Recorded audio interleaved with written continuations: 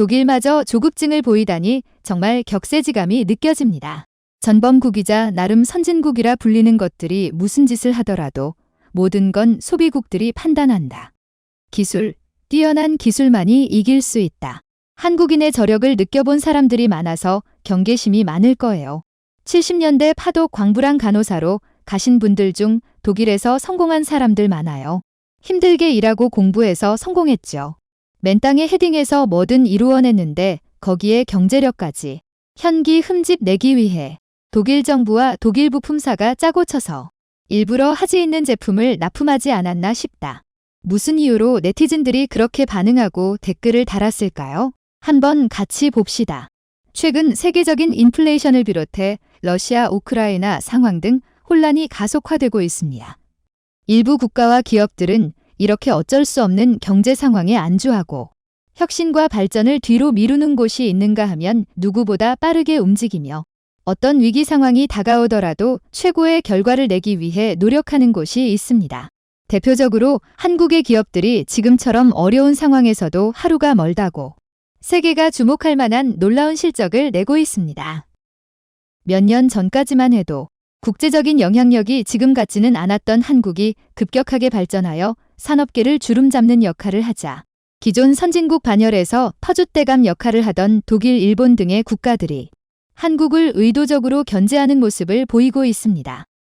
특히 한국의 인접국이던 일본은 한국을 견제하려는 목적으로 미국과 유럽 등 세계 주요 시장에서 로비와 언론 활동 등 다양한 수단 등을 동원해 한국 기업들이 세계 무대에서 활약하는 것을 견제했고 자국 기업들의 영향력을 극대화하는 활동을 펼쳤습니다. 하지만 시간이 지날수록 일본의 과대평가된 기술력이 드러난 것은 물론이고 한국의 혁신적인 기술력이 인정받으며 일본이 아무리 많은 로비와 언론 활동을 진행해도 한국의 선전을 막지 못하는 지경에 이르렀습니다.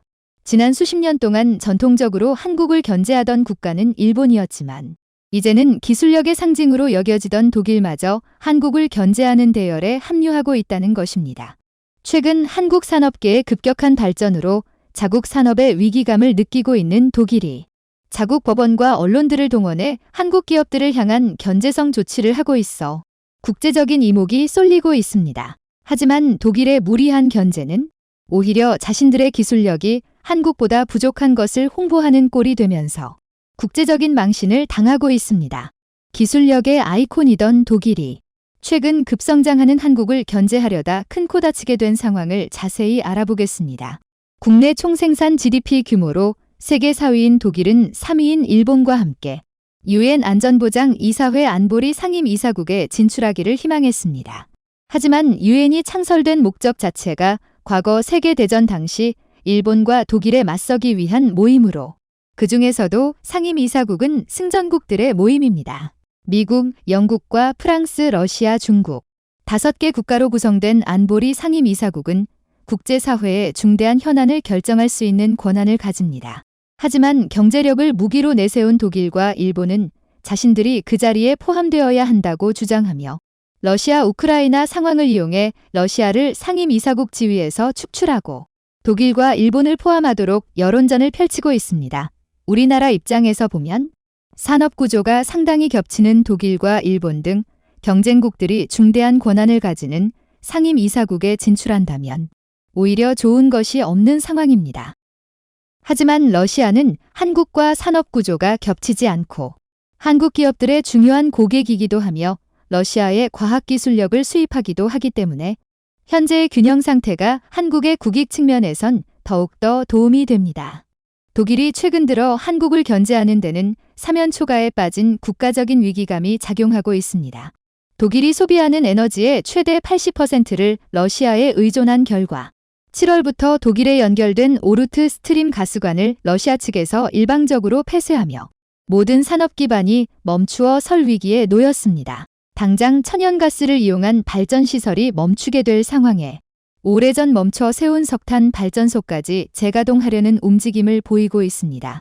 독일 당국은 에너지 위기를 언급하며 기업들이 사용하는 가스를 줄이라 당부하는 등 천연가스 배급제까지 검토하고 있을 정도입니다. 게다가 독일에 위치한 유럽의 최대 전력회사인 유니퍼는 독일 당국을 향해 구제금융을 요청할 정도로 사실상의 파산을 앞둔 상황입니다. 한국은 오래전부터 에너지 수입 다변화 정책을 통해 위험 요소를 분산시켜 놓았지만 독일은 러시아만 믿다가 국가 전체가 멈춰서게 생기며 독일 기업들이 이런 영향을 정면으로 받게 생겼습니다. 국제 신용평가 기관들은 독일의 경제 성장률 전망치를 1% 수준으로 낮춰 잡았고 올해 초 4%를 예상하던 것에 비해 매우 낮아졌습니다.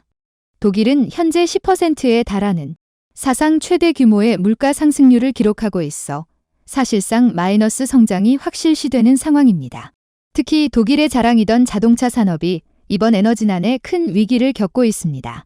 독일차의 안방이던 유럽 시장과 미국 시장을 한국의 자동차들이 잠식해 나가자 독일 기업들은 매우 놀라고 있는 상황입니다. 2022년 1분기 현대 기아 자동차는 유럽 시장에서 사상 최초로 점유율 3위를 기록했습니다. 하지만 이것은 내연기관 차량과 전기차를 합한 것으로 전기차만 보면 더욱 놀라운 결과가 나옵니다. 전기차 선두로 달리던 테슬라마저 제치며 스페인과 핀란드, 아일랜드에선 점유율 1위, 스웨덴, 노르웨이, 네덜란드와 덴마크에선 전기차 2위를 기록한 것인데요.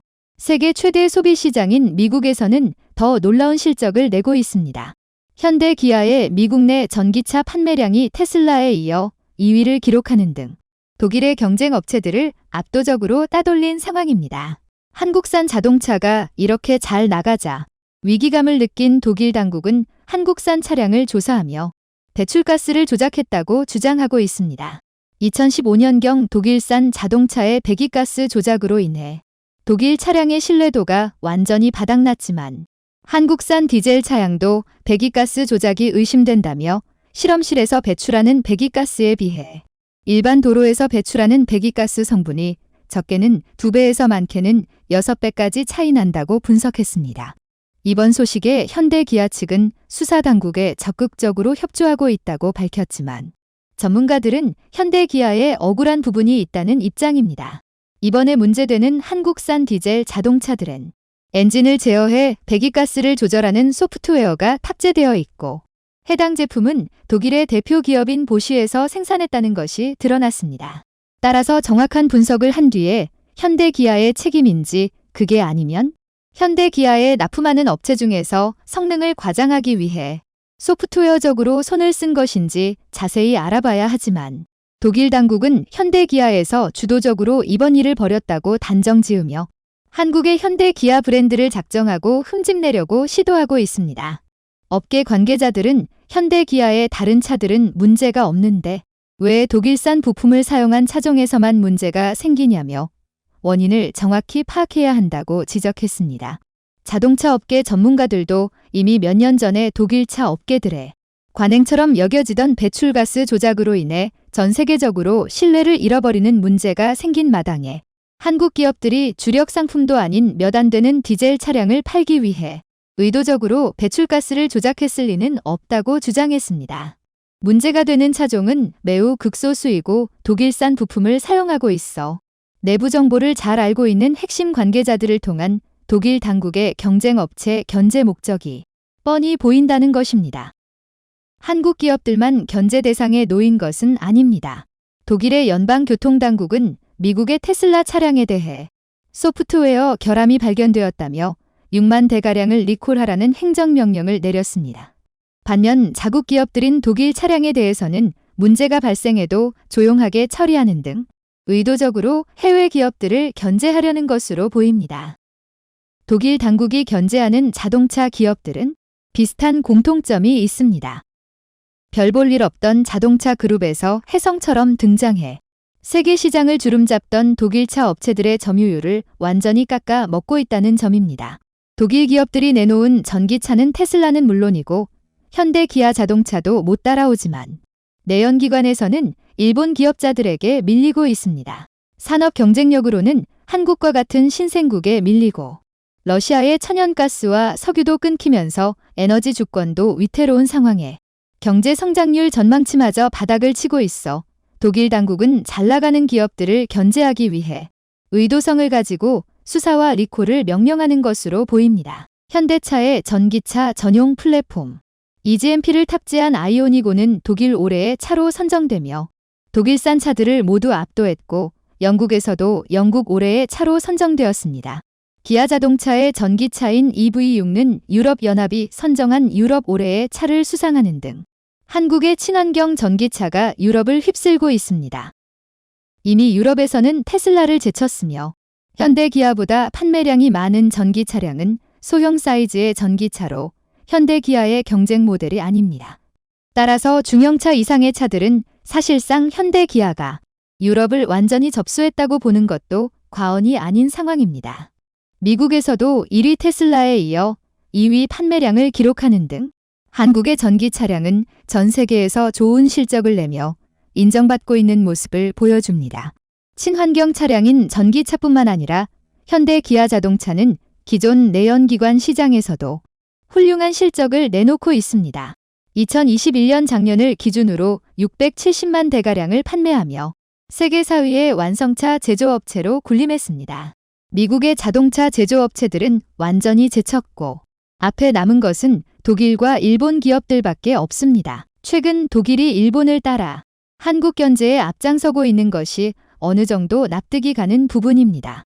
크게 신경 쓰지 않았던 자동차 기업이 꾸준한 혁신과 기술 개발을 통해 세계 시장에서 인정받고 판매량을 키워 자신의 안방이던 곳에서 올해의 차를 휩쓸고 있으니 위기감을 느끼는 게 당연하게 보이기도 합니다. 만약 한국 기업들이 실제로 배기가스 관련해 조작했다면 그에 합당한 대가를 받아야 하지만 단순하게 견제를 목적으로 한국과 한국의 제조업체들을 흠집내기 위한 작전이라면 언젠가 큰 대가를 치르기 마련입니다. 블룸버그는 한국의 자동차 업체가 조용히 전 세계를 잠식하고 있다고 밝혔습니다. 6월까지 2만 5천 대 이상을 판매하며 테슬라에 이어 2위를 차지했다고 밝혔지만 게시한 이후 2만 5천 대를 판매하기까지는 10년이 걸렸다며 현대 기아 차량의 2022년 올해 초 출시한 차들이 테슬라가 10년 이상 쌓아놓은 업적을 순식간에 따라잡았다고 평가한 것입니다. 이어서 현재 한국산 자동차는 없어서 못할 정도라며 지금 주문해도 최소 1년 이상 대기해야 겨우 차량을 구매할 수 있다고 덧붙였습니다. 현재 판매량 기준 세계 1위인 일본의 자동차 업체들이 전기차 시장 점유율에서 사실상 0%를 기록하는 와중에 발빠른 한국이 미래 전기차 시장에서 지금보다 더 높은 점유율과 영향력을 가져가게 될 것은 당연한 결과로 보입니다. 이렇게 좋은 실적을 지속해서 낸다면 기존 기득권 국가와 업체들의 견제 역시 다음은 관객들의 댓글입니다. 독일이나 일본의 견제를 이겨내는 유일한 방법은 기술에 의한 경쟁력뿐일 것이다. 대한민국 기업들의 선전을 기원합니다. 10년 전에는 전기차 시장 자체가 없었고 최근 1년은 전기차 시장이 활성화되는 시점이라 테슬라 10년과 현기차 1년을 판매 수치로 단순 비교하는 것은 넌센스. 현기 흠집 내기 위해 독일 정부와 독일 부품사가 짜고 쳐서 일부러 하지 있는 제품을 납품하지 않았나 싶다. 1톤 트럭 봉고는 진짜 베스트셀러. 개발도상국에서는 진짜 탐을 내면서 공장 유치에 집중해야 할 차량인데 개도국 지도자들이 겉멋만 가득했어. 일본은 전범 국가인데도 지금까지 사과 한마디 없습니다. 그러면서 G7 등 국가 모의에는 꼭 참석하려 합니다. 그래도 독일은 참전 국가로서의 잘못을 전 세계에 사과하였습니다. 그렇다고 더 이상 믿어서도 안 됩니다. 좋게 봤는데 역시나 전범국이 다를 게 있나요? 일본, 독일 두 국가가 연합해서 제2차 대전 한번 읽혀보시지요. 기술 개발 통해서 정당하다고 인정받는 노력을 해야지. 남의 나라 탓으로 꼼수 부리는 로비 자금 있으면 자국민에게 복지 혜택 주는 것에나 쓰기를 부탁드려요. 좋으셨다면 구독과 좋아요 부탁드립니다.